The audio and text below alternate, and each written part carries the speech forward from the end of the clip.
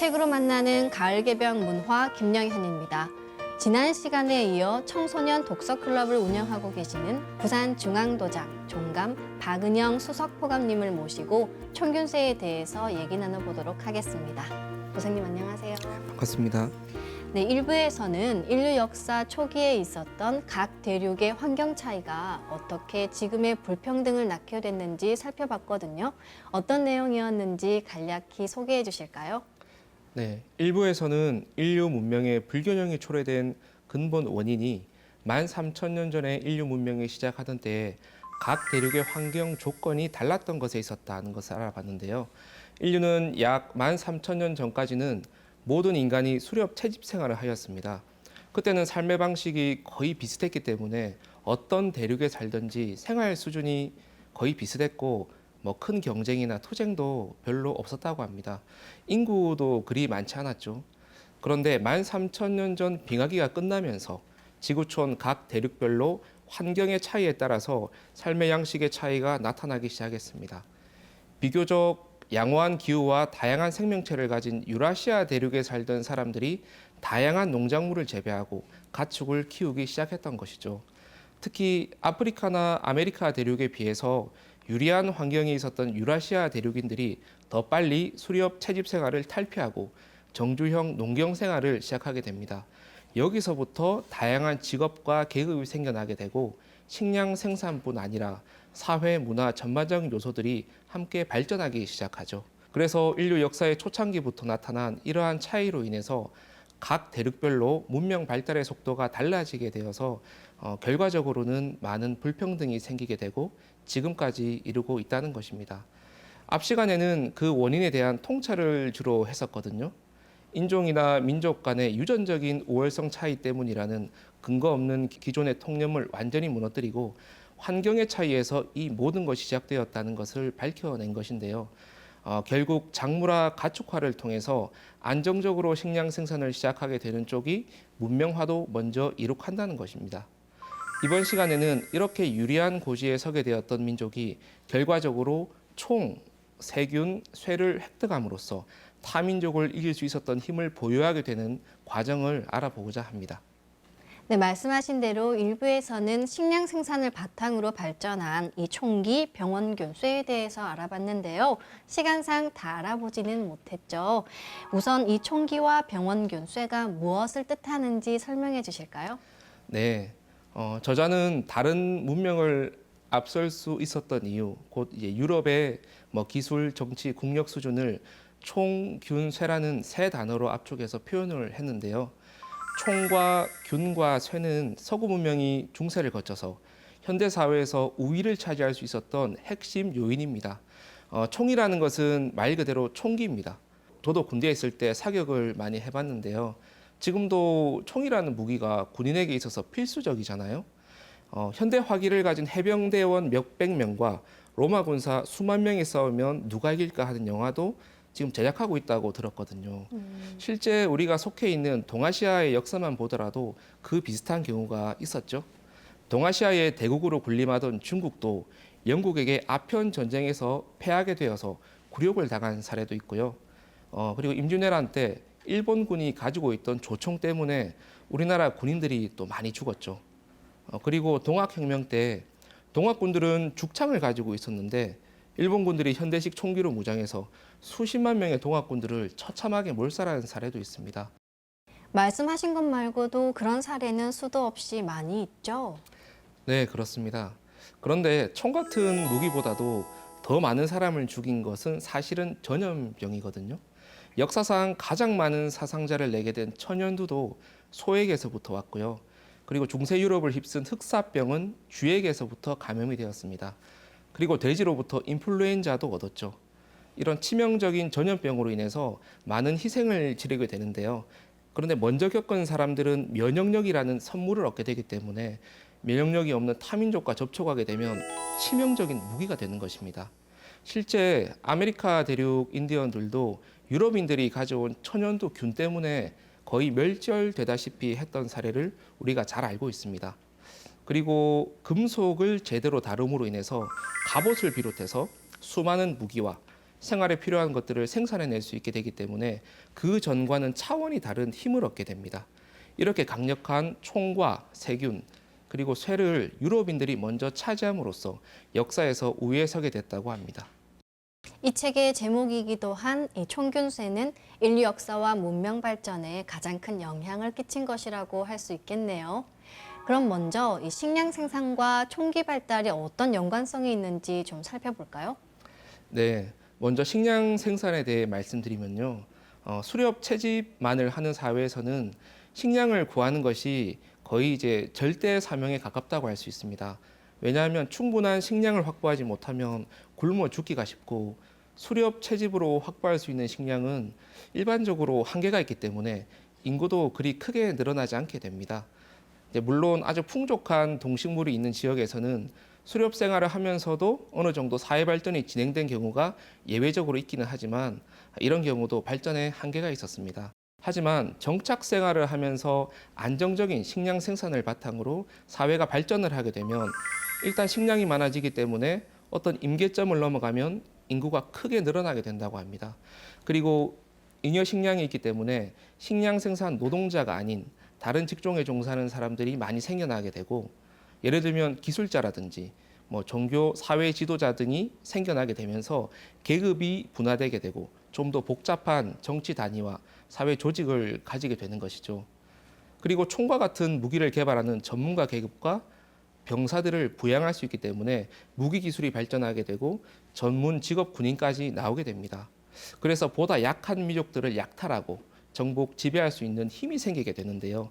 이 때문에 수렵 채집을 하면서 원시적으로 사는 부족과 비교한다면 전투력과 사회 조직력 등에서 큰 차이가 나게 되는 것이죠. 제레드 다이아몬드 박사는 편의상 사회 형태를 발달 단계별로 4개의 유형으로 나눕니다.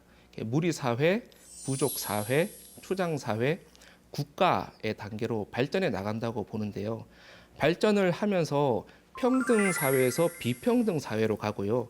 권력의 중앙 집중 구조로 바뀌어 갑니다. 그러면서 이데올로기나 종교도 나타나게 되죠. 그래서 권력에서 오는 강력한 지도력과 이데올로기에서 오는 충성심을 바탕으로 그 사회는 효과적으로 다른 사회를 정복할 수 있게 된다고 합니다. 정복한 부족민들은 노예로 쓴다든지 해서 식량 생산에도 활용하고 사회 하층민으로 흡수해서 이제 덩치를 더 불리는 식으로 전개되는 것이죠. 네, 식량 생산과 전쟁으로 총칭되는 총기, 철제 무기 발달 간의 이 연관성에 대해서 말씀해 주셨는데요. 그럼 이번에는 병원균과 식량 생산 간에는 어떤 연관성이 있는지 말씀해 주실까요? 네, 인류 역사를 통해서 사람을 많이 죽였던 세균들은 대부분 동물에게서 온 것이 많아요. 가장 많은 사람을 죽인 병이 바로 천연두입니다. 천연두는 소에게서 왔죠. 1979년에 세계보건기구에서 박멸을 선언하기도 했었습니다. 이처럼 동물의 가축화를 하면서 함께 살게 되면 사람은 그때까지는 접촉해 보지 않았던 그 동물 고유의 세균들과 접촉을 시작하게 되는데요. 아직 면역이 생기지 않은 상황에서 전염병이 돌게 되는 거죠.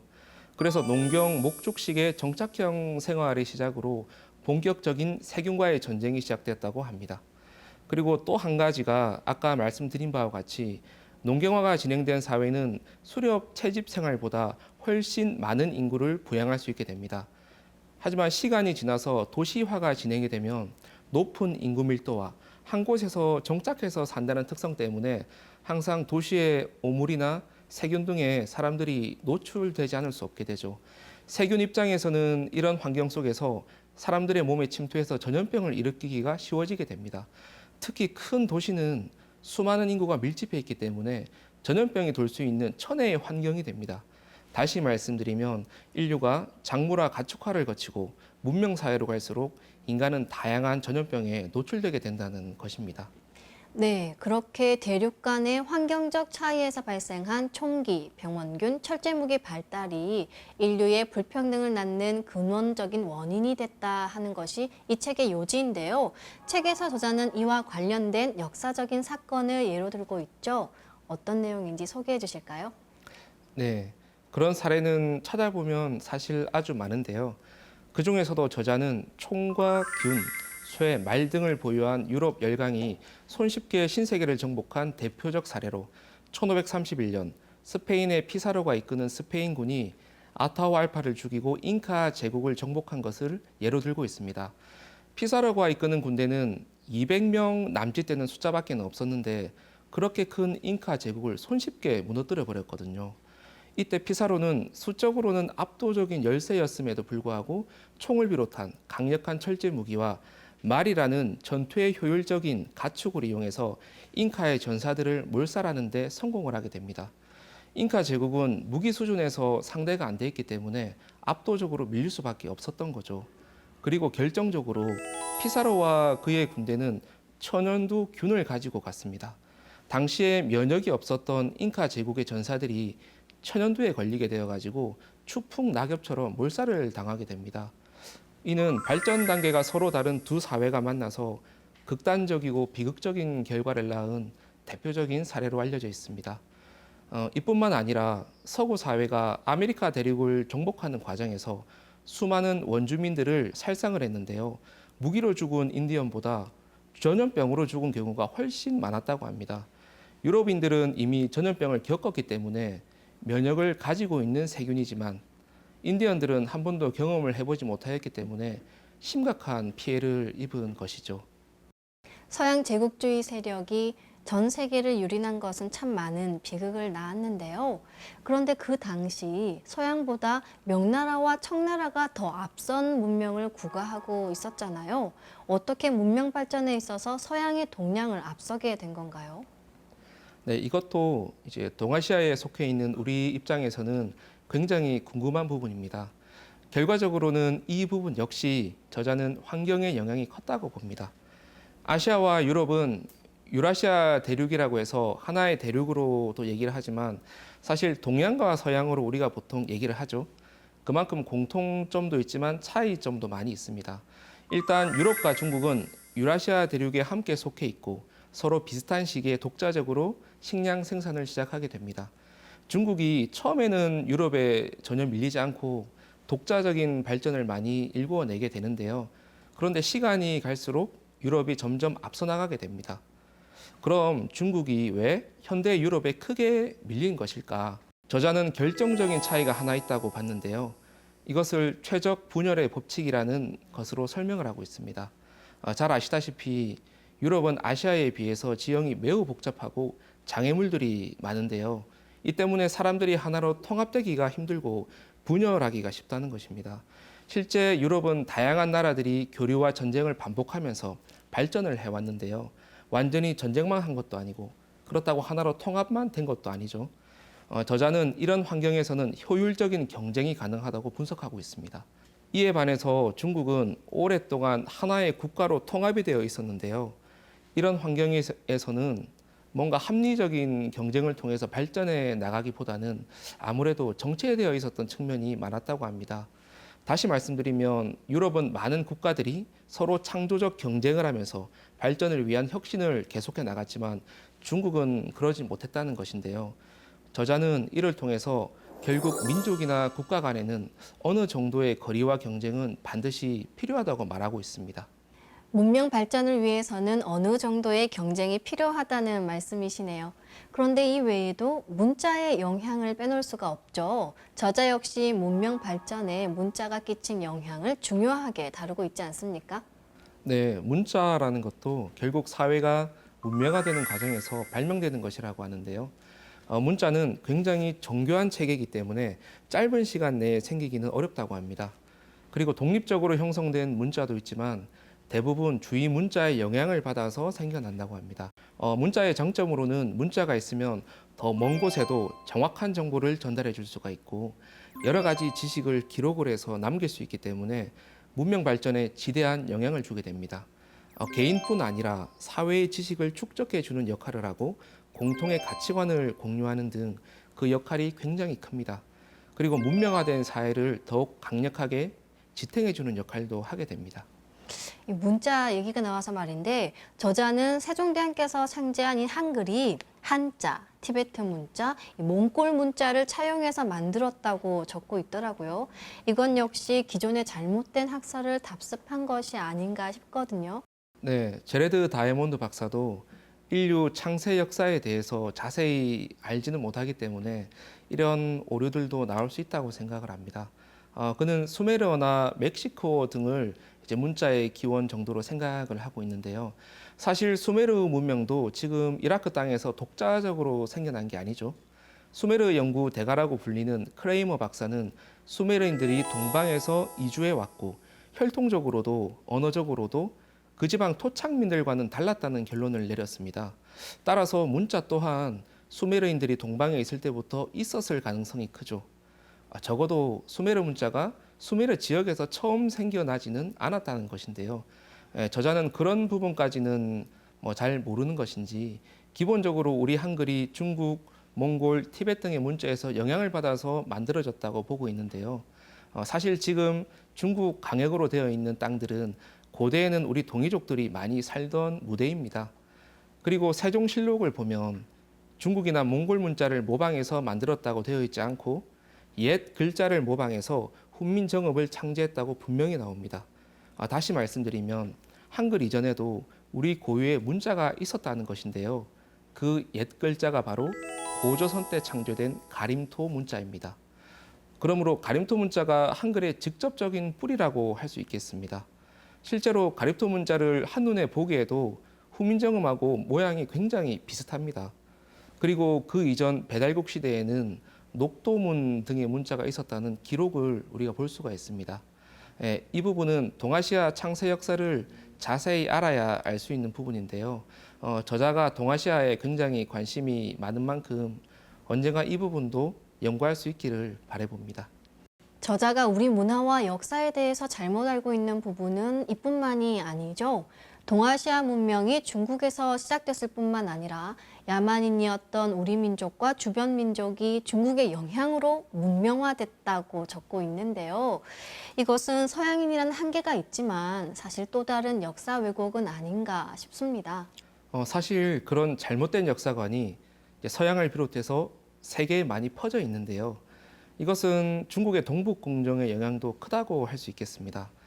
동북공정은 아시다시피 지금 중국 영토 안에 있는 모든 역사를 중국의 역사로 만들려는 시도인데요. 사실은 우리의 고구려, 발해뿐만 아니라 고조선과 그 이전의 역사까지 뺏어가려는 중국의 역사 왜곡 공작입니다. 흔히 인류 역사의 기원을 세계 4대 문명으로부터 얘기해 왔습니다. 중국도 동아시아 문명이 황하 문명으로부터 유래했다는 어떤 낡은 역사관을 가지고 굉장히 자랑스러워 해왔거든요. 그런데 1900년대 들어오면서 지금의 내몽골 적봉시에서 이보다 수천 년 앞선 문명을 발견을 했어요. 이 문명이 바로 홍산 문명입니다. 그런데 처음에는 문헌에도 나오지 않았기 때문에 신비의 문명이라고 불렀는데요. 연구를 계속 해보니까 굉장히 곤혹스러운 일이 벌어집니다. 왜냐하면 한족의 문화와는 전혀 다른 동이족 계통의 문화라는 것을 알게 되었기 때문이죠. 그리고 자신들 스스로가 오랑캐라고 멸시해왔던 만리장성의 북쪽에서 발견되었다는 것 그 자체로도 사실 한족의 문화가 아니라는 것이기 때문에 깊은 고민에 빠지게 되었습니다. 그 결과 홍산 지역의 역사를 통째로 중국의 것으로 만들기 위해서 동북공정을 시작하게 된 것입니다.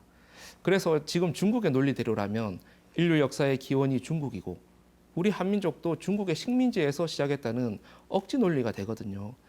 이는 얼마 전에 중국 시진핑이 트럼프 미국 대통령에게 말했었던 한국은 옛날에 중국의 일부였다는 발언과 맥을 함께 한다고 볼 수 있습니다. 그런데 그 발언을 듣고도 국내 역사학자들은 거의 침묵으로 일관을 했는데요. 참으로 안타까운 일이 아닐 수가 없습니다. 네, 이렇게 세계인들이 동북아 역사를 잘못 알고 있는 것은 올바른 우리 역사를 바로 알리지 않은 우리의 책임도 크다는 생각이 듭니다. 그런데 개정 증보판에서 환영할 만한 내용이 실렸다고 들었어요. 일본인은 어디에서 왔는가란 주제로 저자가 쓴 논문 얘긴데요. 좀 소개해 주실까요? 네, 사실 일본과 중국이 역사 왜곡을 저렇게 할 수 있는 이유는 무엇보다도 우리 스스로의 잘못이 가장 크다고 할 수 있습니다. 역사는 역사학자의 전유물이 절대 아닙니다. 국민 모두가 내 나라의 역사에 관심과 애정을 가질 때만이 이런 문제가 해결될 수가 있거든요. 일본인의 유래에 대해서는 많은 설이 논쟁 중에 있습니다. 일단 일본의 원주민이라고 할 수 있는 아이누족과 기존의 다른 일본인들은 외모도 유전적으로도 굉장히 많이 다릅니다. 그래서 지금의 일본인은 대륙으로부터 이주해 왔을 것이라는 설이 많이 있거든요. 하지만 일본 학자들은 굉장히 싫어합니다. 왜냐하면 어떻게든 일본이 우리나라보다 긴 역사를 가졌다고 일제강점기 때 그렇게 조작을 했는데 실제로 밝혀내면 밝혀낼수록 일본은 어딘가에서 이주해 왔다고밖에 볼 수 없는 근거들이 굉장히 많거든요. 다이아몬드 박사도 그 부분에 관심을 가지고 일본이 어디에서 왔는지에 대해서 제법 깊이 연구를 한 것 같습니다. 학문을 이제 융합을 해서 인류학과 고고학, 생물학 등을 종합적으로 분석한 결과 서기전 400년경에 한반도로부터 문화가 이제 수입이 되었고 그 이후에 한반도 이주민이 일본 조문인을 대체했을 가능성을 제시를 하고 있어요. 설사 대체할 정도의 규모가 아니었다 하더라도 최소한 문물을 전수해 주었을 가능성을 논리적으로 제시하고 있거든요. 사실 일본이라는 나라는 우리 한민족으로부터 고대에서부터 많은 문물과 문화를 전수를 받았습니다.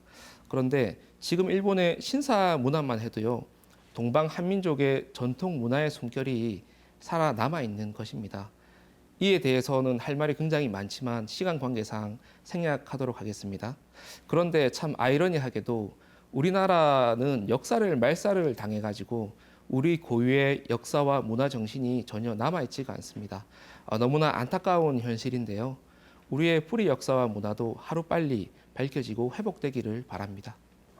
네, 그동안 일본 방송 매체에서는 국익이나 민족적 자존심과 관련된 일에 대해서는 거의 조건 반사적인 반응을 보였잖아요. 그런데 개정 증보판에 이런 논문이 실렸음에도 침묵으로 일관하고 있다죠. 아마 반론의 여지가 없어서겠죠. 네, 잘 아시다시피 일본은 국익을 위해서라면 말이 안 되는 억지 주장도 잘 하는 나라이지 않습니까? 예를 들어서 독도 문제만 봐도 학문적으로는 논란의 여지가 거의 없음에도 불구하고 국가 차원에서 억지를 부려오고 있습니다. 아마 논리적으로 쉽게 반박할 수 있는 문제였다면 난리가 났겠죠. 하지만 저자가 워낙 방대하게 연구를 해왔기 때문에 반박하기 위해서는 그 이상의 연구가 필요할 것이라고 봅니다. 책을 읽어보면 아시겠지만 처음부터 끝까지 논리가 굉장히 차분하면서 치밀하거든요. 그리고 워낙 명확하기 때문에 반론을 하기가 쉽지 않을 것 같아요.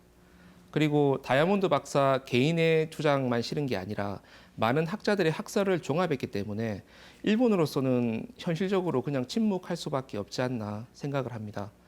그리고 여기에는 또 저자가 국적이 미국인이고 그리고 세계적인 석학이라는 것도 한몫했다고 저는 개인적으로 생각을 합니다. 괜히 건드렸다가 잘못되면 국제적으로 망신을 당할 수도 있거든요.